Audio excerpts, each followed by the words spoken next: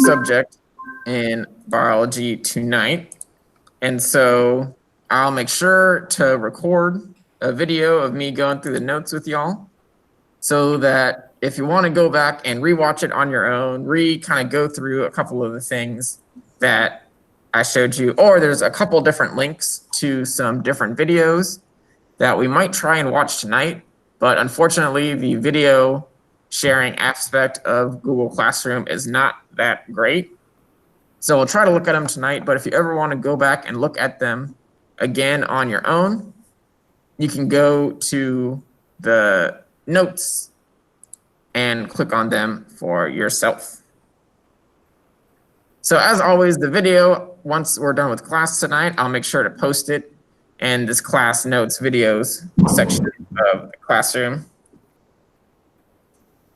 But tonight we're going to be talking about DNA replication. So you may have looked at the assignment that got posted earlier today. And this particular assignment is one that is really meant to kind of go along with the notes tonight. So you don't have to be working on it as we're going through. But later on, you'll probably want to have a copy of the notes open somewhere while you work on it, because a lot of the information for this assignment is going to be from the notes tonight. So unfortunately, I didn't really have a good way of making this into a Google form version that I know a lot of y'all like. I had to leave it as a Google Doc version because it's this big chart that has a bunch of these different weird sciencey sounding words on it. And essentially each one of these words is an enzyme or a special type of protein that performs a specific job during the course of DNA replication. So your guys' job is to write down in these boxes over here what type of job or what job this enzyme does. It doesn't mean to be super long and paragraphs and paragraphs. It could be a couple phrases or a couple sentences. But there's 4 kind of major enzymes that we're going to talk about tonight: helicase, primase, DNA polymerase 1, and polymerase 3.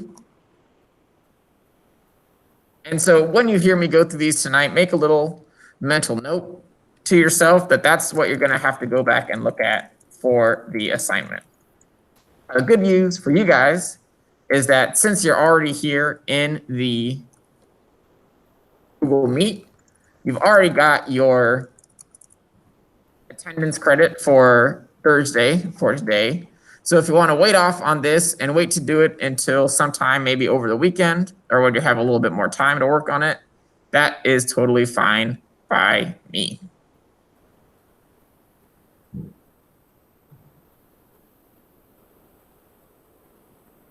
All right, DNA replication. Let's check it out.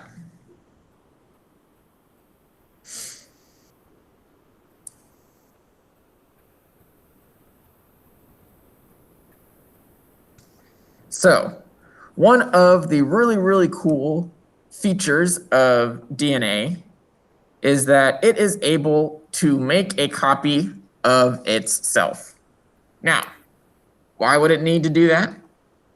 You might remember when we were talking about DNA on Tuesday, I mentioned that every single cell in your body has a full set of human DNA inside of it. Now, you might figure out that there are a lot more cells in your body today than there were when you were 5 years old or even when you were 1 year old.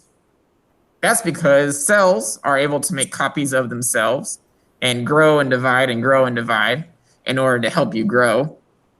So for each copy of a cell that we make, we have to make a copy of the DNA to go into that new cell. And that is where DNA replication comes in.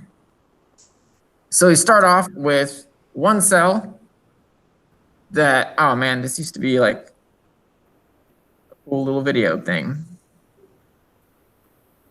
Hold on. Let's see if this works. Did not work. Well, that's what I get for not checking and making sure the video works before we start. Anyways, we start off with one strand of DNA, and then what this video used to show you would that this one would copy and copy and copy and copy. So we're able to make a whole bunch of copies of our cells, which means that we have to make a whole bunch of copies of our DNA. So one of the most important things regarding how DNA copies itself has to do with the positioning of the DNA strands. So DNA is what is called anti-parallel, which means that it's made up of two strands that go side by side with each other, but they are facing in opposite directions. They have what's called opposite alignments.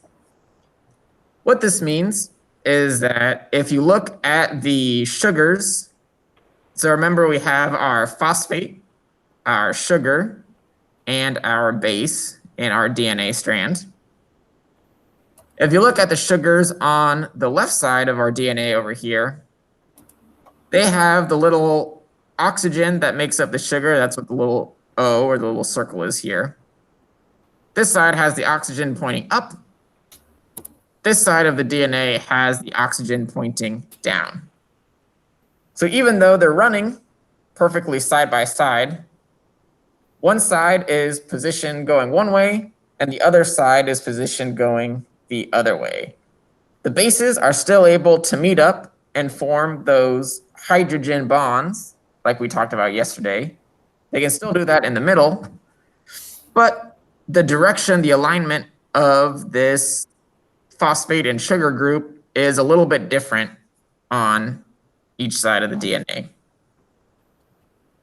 So the important numbers to remember when it comes to DNA replication is 3'. So the little apostrophe symbol right here. In science, we sometimes call that prime. So 3' and 5' are the important numbers to remember. You don't have to know exactly what they mean, but they essentially refer to different ends of the DNA strand. So one side is the 3' end, and one side is the 5' end. Since we mentioned DNA is anti-parallel, we have the strand going up and the strand going down. That means that the ends are opposite on each side of the DNA. So down here at the bottom, we have a guanine and cytosine matching up, because remember from yesterday, and by yesterday I mean Tuesday, G and C always, always, always go together. So we have a 3' end of our DNA down here on one side, which means the other side of the DNA is the 5' end. So again, opposite. If you have a 3' end on one side, you have a 5' end on the other side. Same thing for the top up here. We have an adenine and a thymine together, because remember, T and A always, always, always go together. So here we have a 5' end on one side, which means we have to have a 3' end on the other side. So one side of the DNA has the 3' end that starts on the bottom, and it goes up to the 5' end on the top. The other side of the DNA has the 3' end on the top, and it goes down to the 5' end on the bottom. So our DNA strand is anti-parallel. It's lined up, but going in different directions. And our 3' end and our 5' end will always be opposite of each other. So that's kind of the two big things to know going into DNA replication. So I know it's a little bit tricky. I just threw a lot of terms and numbers at you guys. Any questions so far on the different ends, the 3' or the 5' stuff?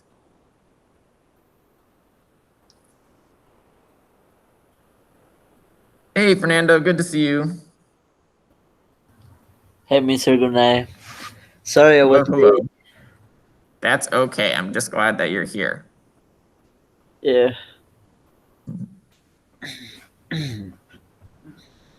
All right, so I'll go ahead and do just a quick review for Fernando since you just got on.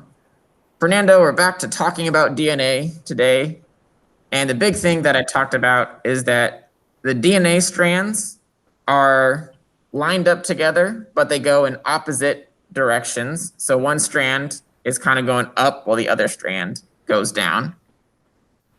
And these strands have these specific ends called either 3', so the little symbol here in science, we call that prime sometimes. We have a 3' end and a 5' end that not only are they on different ends of the DNA from each other, but also the other DNA strand has the opposite end.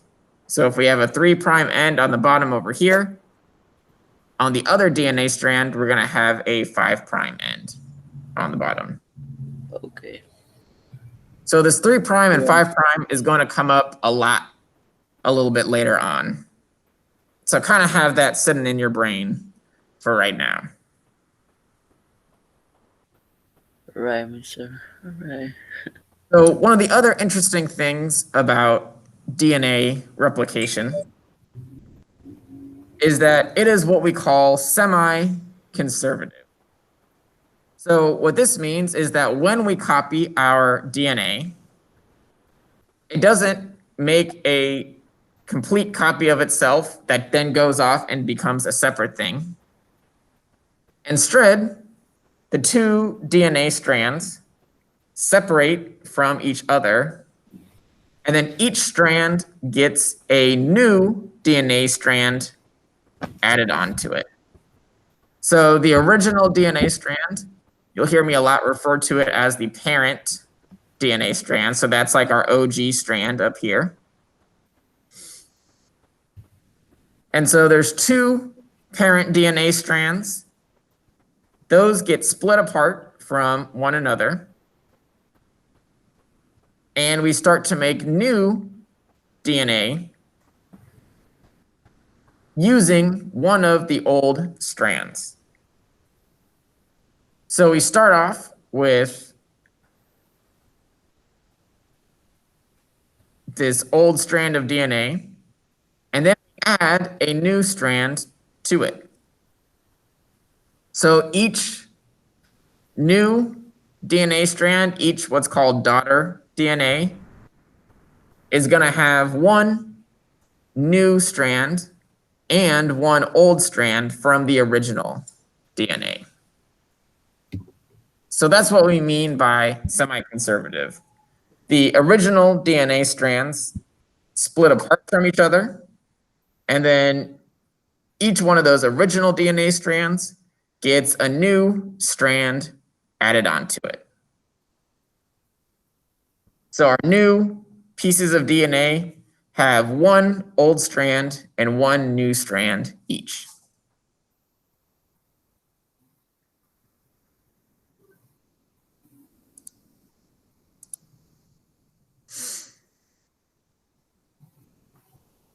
So this DNA replication doesn't just happen randomly. It happens during a specific part of what's called the cell cycle. And essentially, we'll get into the cell cycle actually a little bit later on in the term. But basically, the cell cycle is like the life cycle of a cell. So it gets newly made, it goes through some growing times, and then it gets ready to split apart, and then it splits apart into new cells. And so the only thing that you guys have to know about for the cell cycle tonight is that DNA replication happens during the S phase of the cell cycle. So S stands for synthesis, which is a fancy science word that means making new stuff, making something new. So DNA replication happens during the S phase of the cell. So that's really the only thing that you have to know about the cell cycle tonight. DNA replication, S phase, right, in this part. So there's a whole big long cycle that we'll talk about eventually, but the S phase is the DNA synthesis phase, or making new DNA in the S phase.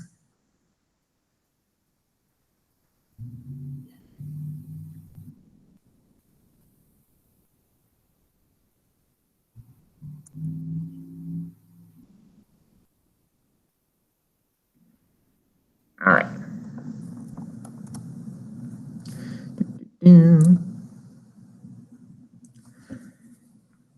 All right, so the next part of the class is where we're going to be talking about the different enzymes that kind of happen and come along to help out in each part of the replication steps. And so these are the enzymes that are going to be going into that chart that you guys are going to do for the assignment, either tonight or sometime later on this week. So the first enzyme that we are going to talk about, and probably my favorite enzyme through the whole process, is called helicase. So helicase, all he really does is it breaks apart the DNA strands. So the DNA is in that double helix shape, that kind of spiral staircase shape. And so what helicase does is it breaks that staircase apart.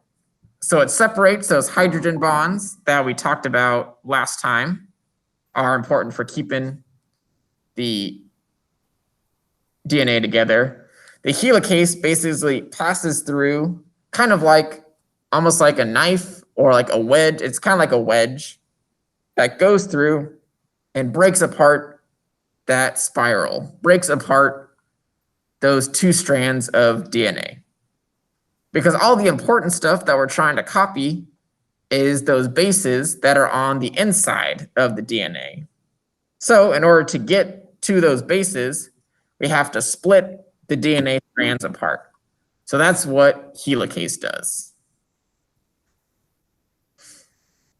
Let me see, I think there's some more. So we have our double-stranded, kind of windy, spirally DNA. And we can't copy it when it's all wound up tight like this, because we can't get to those bases. So our buddy helicase comes through and unwinds and splits apart this DNA spiral. So it basically cuts those hydrogen bonds that are between our A's and T's and our G's and C's. It's almost like a zipper. Like, you know how when your jacket is all closed up top and all the little teeth are kind of interlocked together? Helicase is like when you pull the zipper down, and so all of those teeth are able to spread apart and allow you to take off your jacket. So helicase, I always kind of think of it as it like unzips your DNA. It opens up your DNA strands.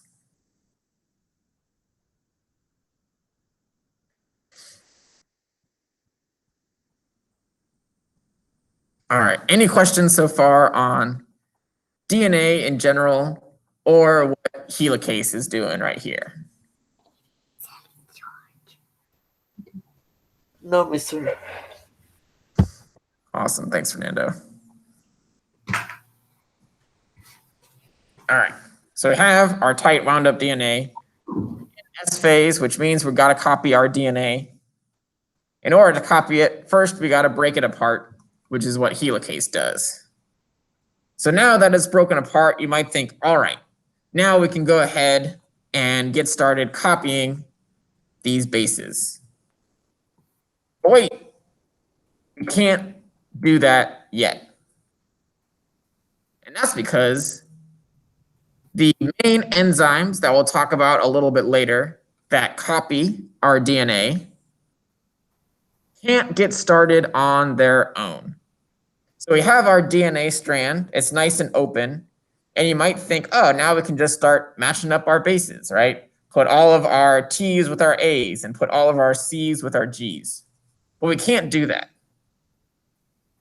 Our copy DNA enzymes need a starting place. They need some place where they can begin adding on those bases. They can't just start adding them out of thin air.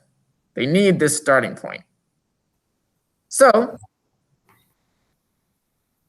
we got to put down these little pieces of RNA that are called RNA primers. So RNA is a little bit different from DNA, which we'll talk about a lot more later on. But we mentioned that RNA is another type of nucleic acid, right? On Tuesday, we talked about those different sugars that come into play. So we need these starting points in order to get DNA replication going. And these starting points are called RNA primers.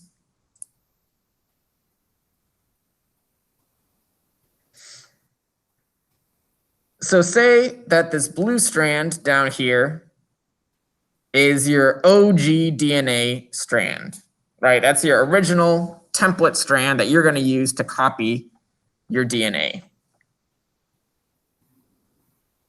These green guys over here are our new DNA bases that we're adding on. So we're matching our T's and our A's, and we're also matching our C's and our G's. But we can't just start putting down new DNA right away. We need this primer. So that's what the little yellow guys are shown in this picture. This is an RNA primer that gets put down first in order to give the rest of the DNA a starting point to kind of start building off of. All right, it's kind of like when you're building a house, you don't just want to immediately start putting down a floor and some walls right onto the ground, right? You need that foundation to start building your house on. And that's sort of like what our primer is here. It's the foundation that we're going to build the rest of our DNA off of. So like I mentioned, this primer is made out of RNA, which is a little bit different than DNA. So our second major enzyme that we're going to talk about, so our first one was helicase that unzips the DNA. Our second one is called primase. And so as you might be able to guess from the name, primase is what is responsible for putting down the RNA primers. So we have our base DNA, again, right here, it's this blue bottom piece. So that's our unzipped single strand of DNA that we're ready to make a copy of. But again, we can't just get started right away. We need our starting point. We need our foundation. We need our primer. So primase, which in this picture is sort of this clear blue diamond rhombus thing, is the enzyme that comes in, puts down just a little bit of RNA primer, and then we can start building off of that with our new DNA. So the new DNA here is this kind of light blue picture. or this light blue strand. So we have our original OG strand in dark blue, and then primase comes down and lays down our little foundation, our little RNA primer in this kind of like maroonish purple. And then using some enzymes that we'll talk about in a second, we can start laying down lots of new strands of DNA based on that original primer. Eventually, we got to go in and fix that primer since we don't want RNA in our DNA forever. But we'll talk about that in just a second. We have the helicase that unzips and opens up the DNA strands. And then we have the primase, which comes in and lays down a short RNA primer so that the rest of the DNA replication can get started. So any questions so far about primase, RNA primers, or why we need them, why this is happening?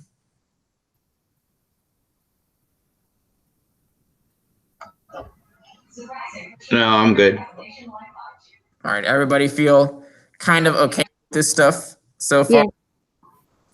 Yes, okay. All right. Yeah. Yes, sir. Yes, sir. So when DNA replication is happening, DNA is a super huge, long molecule. So we don't just start at one end and slowly work our way down to the other end. Instead, we make a whole bunch of these, what are called replication bubbles, where we have one helicase that is going off and unzipping the DNA to the left, and another DNA helicase that's going off and unzipping the DNA to the right. So there'll be tons of these happening inside of DNA during this replication process, where we're kind of opening up the DNA on both sides so that we can get through the replication as efficiently and as quickly as possible.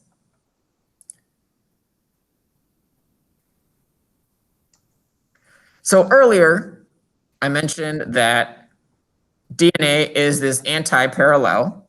So we have the two strands in opposite directions. And we have opposite 3' and 5' ends and directions. So like over here on the left, the 3' is on the bottom and we go up to the 5' at the top. And then over on the right, the 3' is at the top and we go down to the 5' at the bottom. So the reason why I talk so much about the 5' and the 3' is that DNA can only be made in the 5' to 3' direction. So we can only build DNA with 5' as our starting point and building it towards our 3' ending point. So 5' to 3', starting at 5' and going to 3' is a really, really, really important aspect of DNA replication. We can never, never, never go in the opposite direction. We cannot go from the 3 to the 5. We have to build from the 5 to the 3. So if you're paying really close attention on one of the previous slides, whoops, wrong direction. So if you look here, you notice that our primer starts at the 5' end, and then we build DNA in the 3' direction. So all of our new DNA is going from 5' to the 3' side. That's the only way, the only direction that we can do it. So that in itself seems pretty straightforward. It's like, okay, just always go in one direction, always go 5' to 3'. That's pretty straightforward.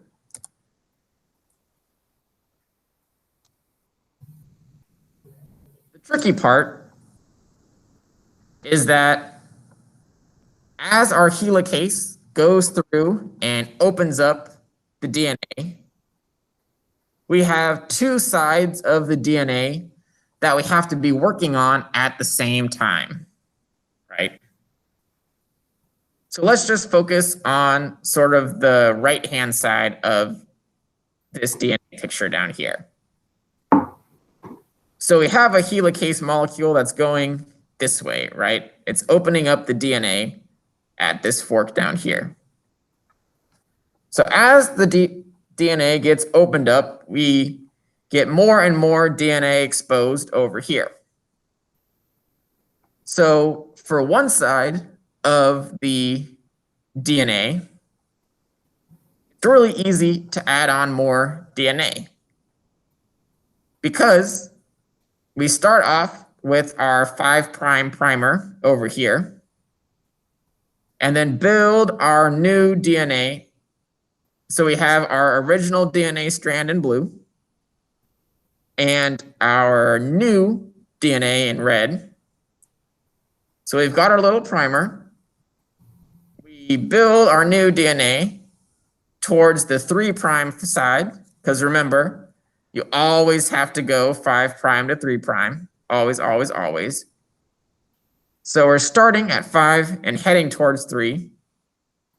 And as the helicase opens up more and more DNA, then we can just keep building and keep building and keep building. Super simple. We already have our starting point over here. And so we can just keep making DNA in this direction. As long as the helicase keeps opening it up, we'll be able to keep making it. So that is the easy side of DNA replication. That is what's called the leading strand. Whoops.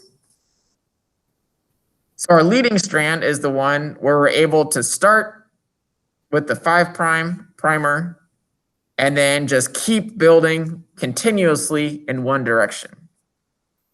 So for this bottom guy down here, the helicase is moving in the right direction. It's moving forwards. The problem comes in for our poor top strand right here. For this guy, the helicase is opening up the DNA in essentially the opposite direction, right? Since this side of the DNA is our 5' end right here, remember the other side is going to be opposite. So this side of the DNA up here is the 3' end. So instead of being able to build to the right, like we are able to do on our bottom leading strand down here, up here, the 5' and 3' ends are switched. So now we have to build to the left.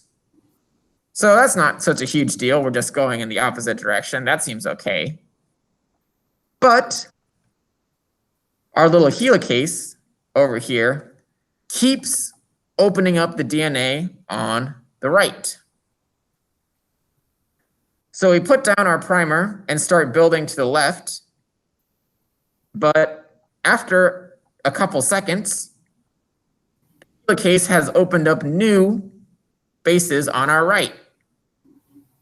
So primase has to come in, put another little primer down, and then we can start building to the left again. But now, in the time that it took us to do that, helicase has opened another space of bases on the right again. So we have to jump back and start to fill in towards the left once again. So this top strand of DNA is called the lagging strand.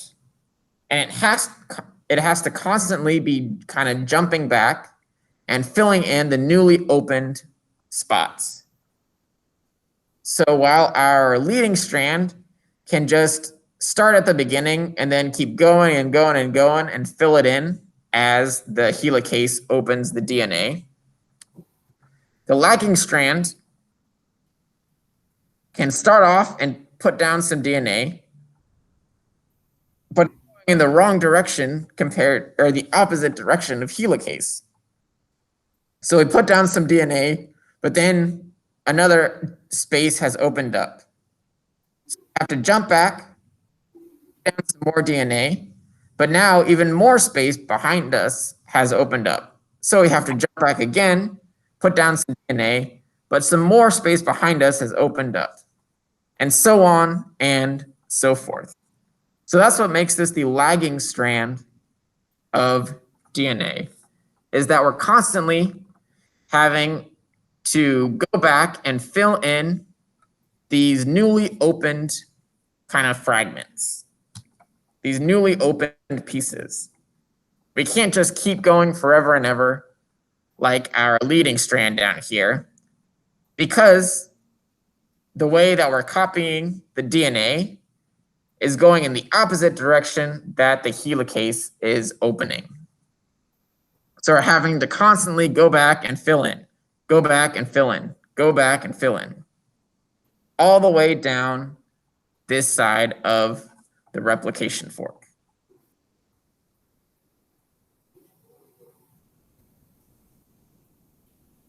All right, so I promise I'll do my best to show you guys some videos a little bit later on that actually kind of shows this process in motion.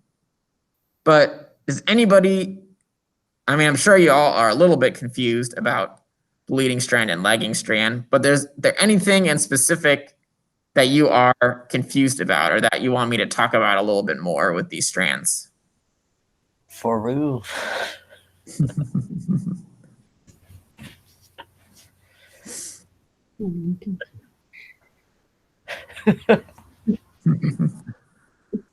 Well, let me see if I can get this video to work okay.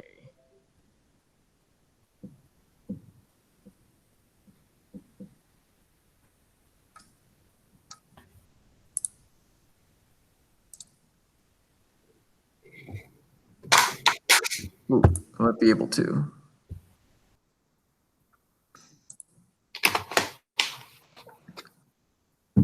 Oh, and it's showing up okay for you guys too. Okay, good. So you guys can see the video with the big helicase ball in the middle, right? Yes. Yes, okay, good.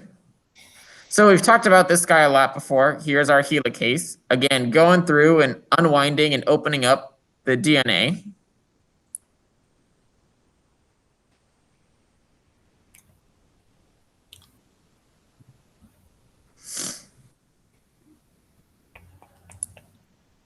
So DNA polymerase is an enzyme that we'll talk about a little bit more in a second. So on this one, our top strand is our leading strand. So the DNA polymerase is able to build and build and build our new DNA strand along our leading strand up top here. So remember, our new strand of DNA, our 5' end is at the top here. And so that means that the 3' end is the bottom part of this DNA. And so it can just keep going and going and going. As long as this helicase keeps opening up the DNA, our polymerase, our copy enzyme, will be able to just keep on going and filling in new DNA. So that's the easy one. That's the leading strand up here, going from 5' to 3' of our new DNA strand.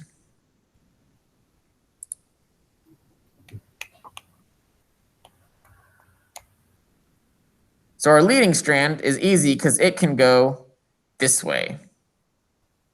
Our lagging strand is the opposite. It can only go this way. So the lagging strand can only build towards the end, towards the edge of the screen over here on the right.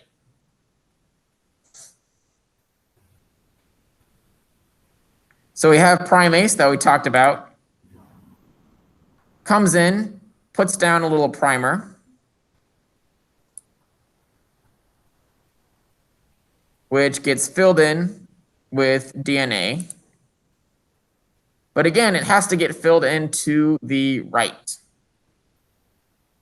And so while that's going on, our helicase is opening up new DNA.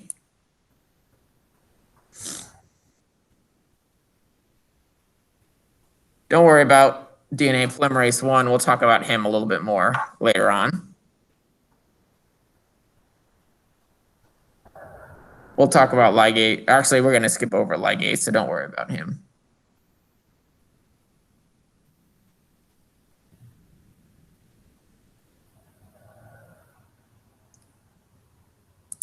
So as the helicase is opening up, you can see that the primase and the polymerase, which again we'll talk about in a second, are on the lagging strand are having to go through the same motion of put a primer down, fill it in with DNA to the right. But now there's more space up here. So you have to put a primer down, fill it in with DNA to the right. But now there's more space from the helicase. So you have to put a primer down and fill in the DNA to the right.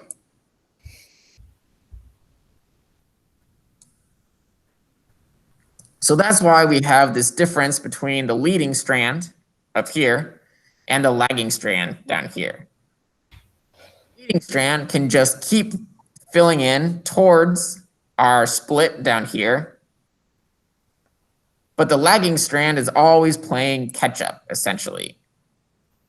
So by the time it finishes putting down DNA, there'll be more DNA behind it that it has to go and fill in, and then more behind it that it has to go and fill in. So our primase is going to keep making these kind of jumps to the left to put down a primer so that we can fill in the new DNA that's been unzipped by the helicase.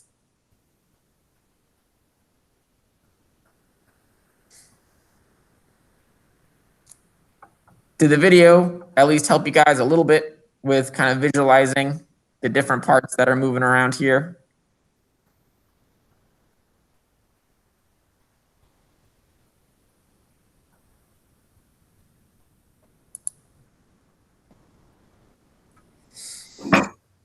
All right.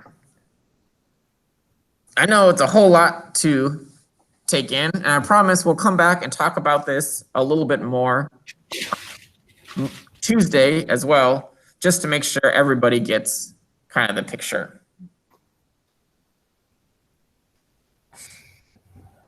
So these short little pieces that I was talking about on the lagging strand, where we have to put down a primer, then fill in, put down a primer, then fill in, put down a primer, then fill in.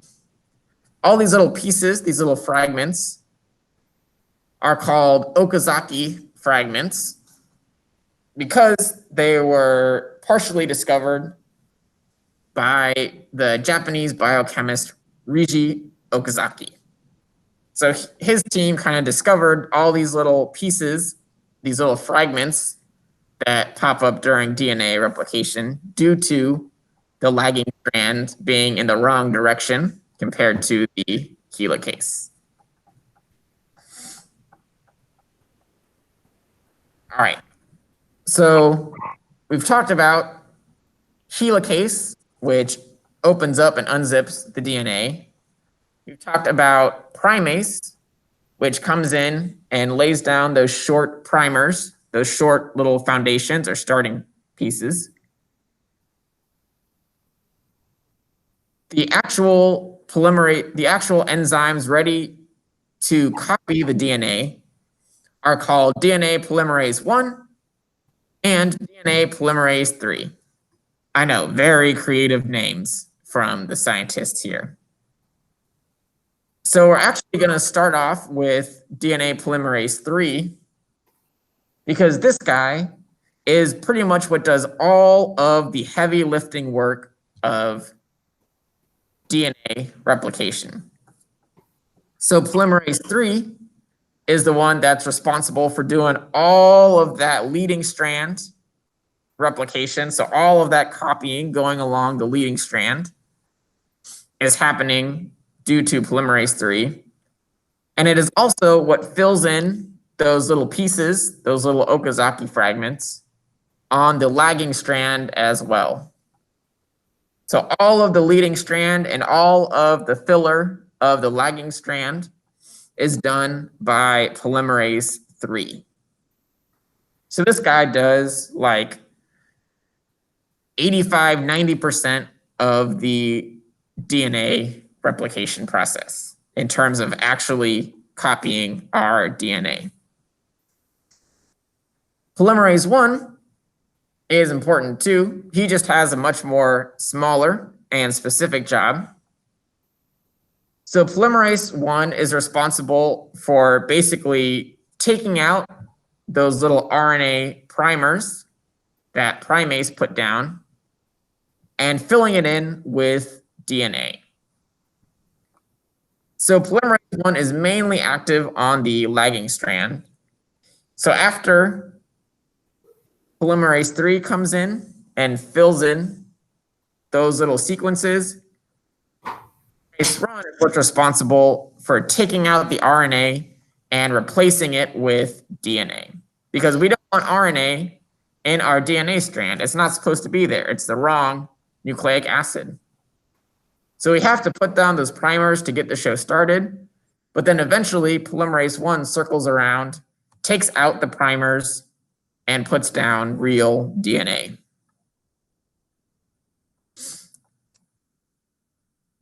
So we can actually see both of these guys in action if we go back to our video here. So again, we've got helicase coming through, opening up and unzipping our DNA. The orange bubble is polymerase 3, which is responsible for doing all of that leading strand replication, going through that whole process up top.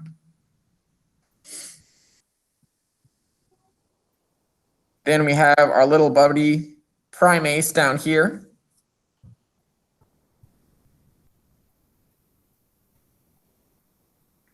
Who is going to come in and put down all of those little RNA primers.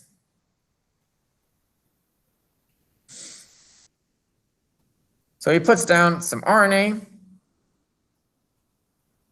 Polymerase 3 comes in and fills in that gap, that little fragment. And then watch what happens with our little pink primer over here after polymerase 3 leaves.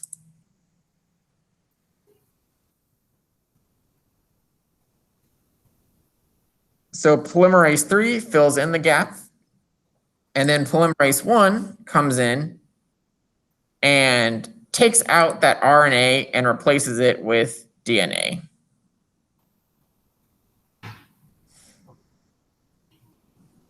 Ligase we're not going to worry about for this class. It basically just helps connect the DNA together.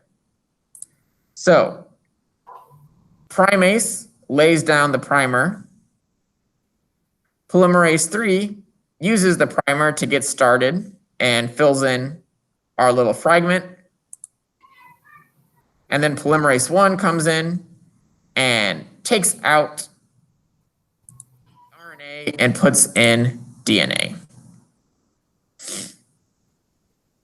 So those are the 4 major enzymes that you guys have to know for your assignment that got posted for today. Helicase, which unzips and opens the DNA. Primase, which lays down the RNA primers, are starting points for copying the DNA. Polymerase 3, which puts down the majority of the DNA along the leading strand and fills in the gaps on the lagging strand. And then finally, polymerase 1 is responsible for taking out the RNA primers and replacing them with regular DNA.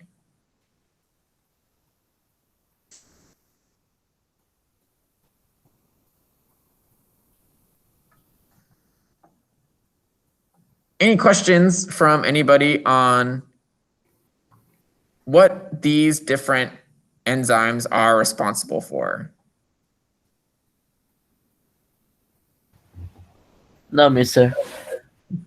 No. All right, awesome. Thanks, Fernando. Thanks, Yustra. Yes. Okay. Actually, hold on. Let me see what we got. Actually, we got some pictures. All right. No, wait, there it is. So helicase opens, primase lays down the primers, polymerase 3 does all of the, almost all of the copying and elongating of the new DNA strand, and then polymerase 1 takes off the primers and replaces them with DNA. So here's kind of what it looks like as a static image instead of a video. Up top, and this one we have our leading strand. So we have the new 5' end is over here. And so the new 3' end is being opened up by helicase.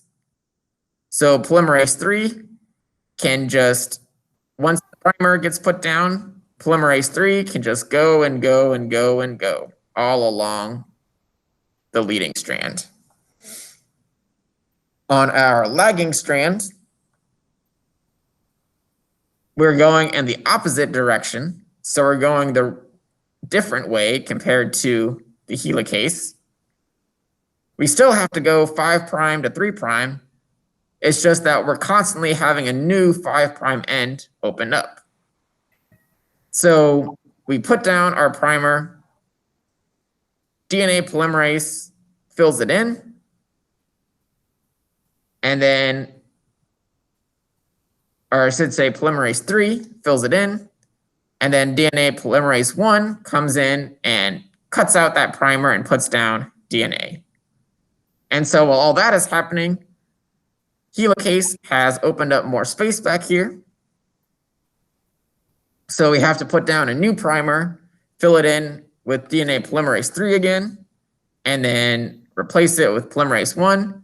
But then we've got more space that opened up, so we need to put down a primer, fill it in, replace it, and on and on and on, all the way through DNA replication.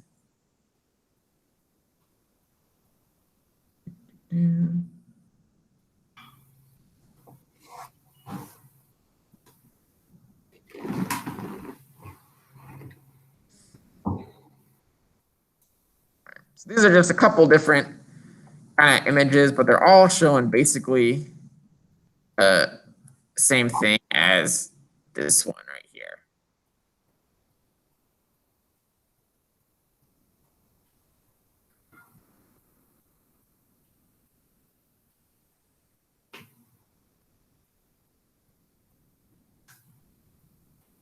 All right, so the last thing that we're going to talk about with this DNA replication is that DNA, for the most part, is really, really, really good at policing itself, proofreading itself, and making sure that a mistake does not happen. Because like we talked about on Tuesday, DNA is the blueprint, or it's the instructions for everything else that happens in your body. So even if a tiny piece of the instructions get messed up, that could be potentially catastrophic. So DNA tries really, really, really hard to make sure that no mistakes happen. But it's still part of us, and we are human. And so usually about 1 in a billion nucleotides gets messed up.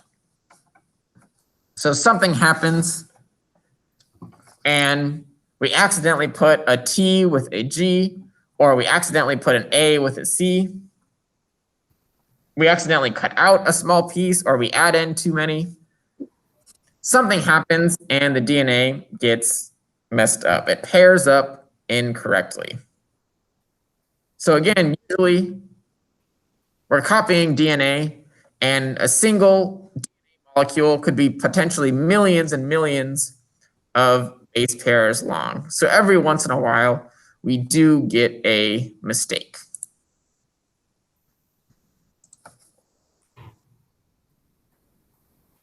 DNA polymerase 1 and 3 in general do a good job of catching these mistakes if they happen and fixing them.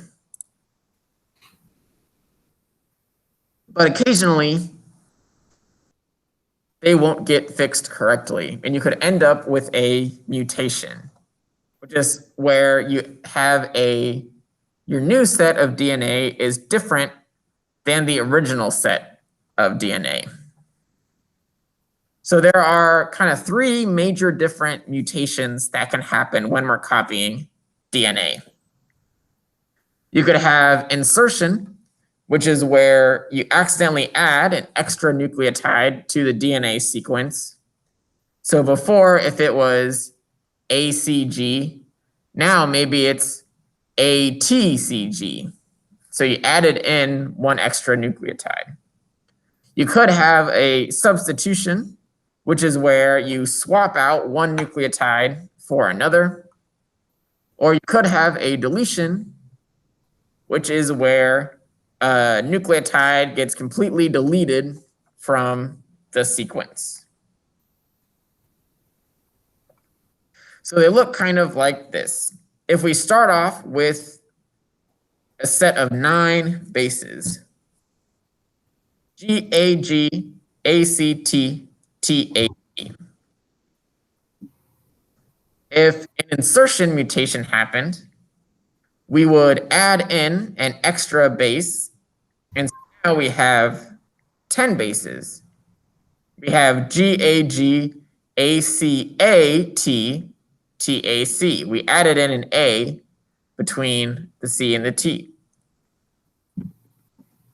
So we end up with a new strand of DNA that is different than the original strand. We could have a substitution. In this case, we switch the C for an A. So instead of being GAGAC, it goes GAGAA. We still have the same number of bases, but one of them is different. One of them is changed from what it used to be. And then finally, we could have a just straight up deletion where we get rid of that first C. And so we end up, instead of being GAGACT, we just have GAGATTAC. So now we have 8 bases instead of the 9 that we started off with in our DNA strand, because one of them was completely deleted out of the strand. So the nice thing about our DNA mutations is that they basically tell you what happened. An insertion mutation is where we insert an extra base that did not used to be there. A substitution mutation is where we substitute one base for another. So just like in soccer, you take out one player and put another one in. Same thing happens here. Take out a base, but put another one in its place.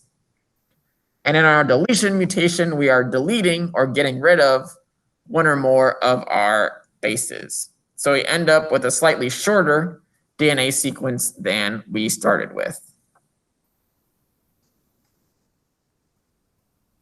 All right, any questions about the different types of mutations or what happens in them?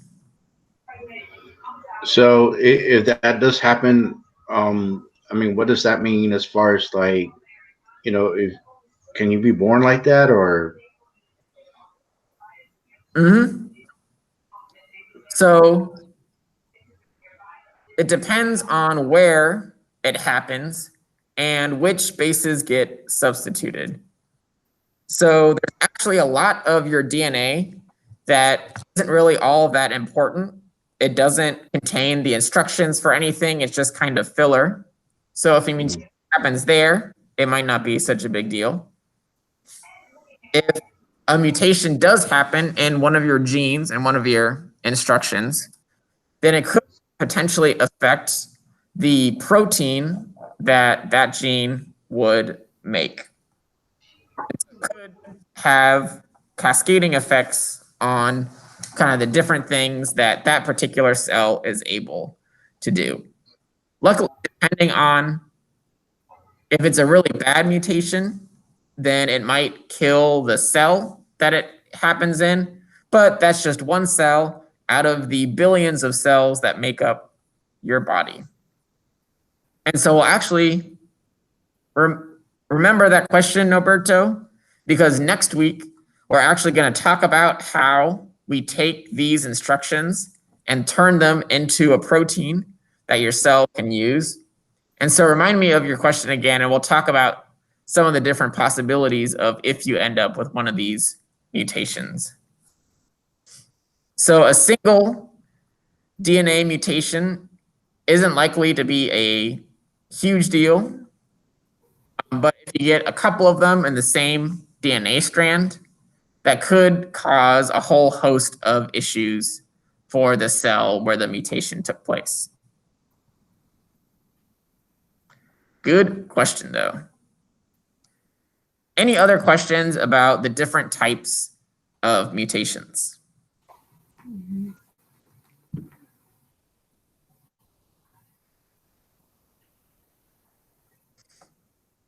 All right. Let me see if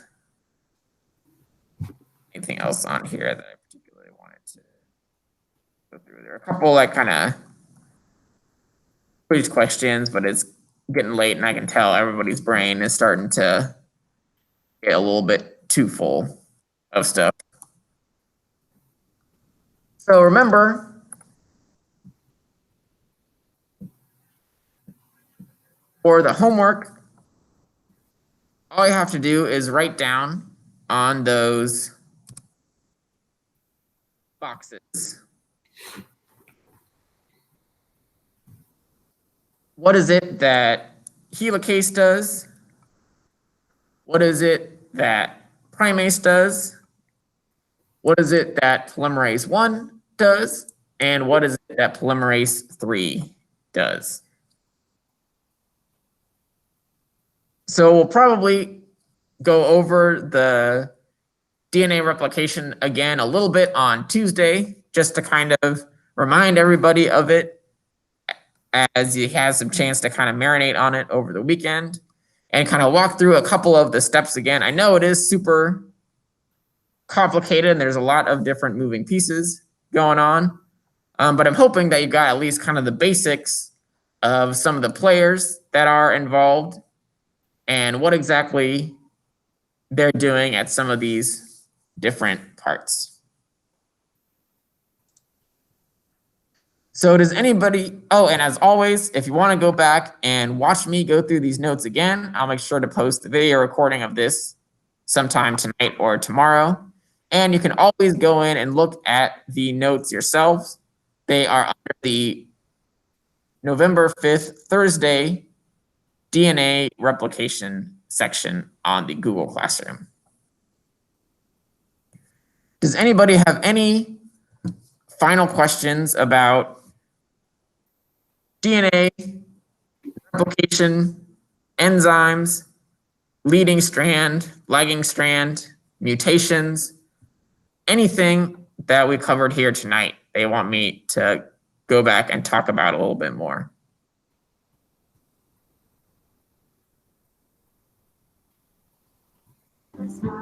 I'm good, mister.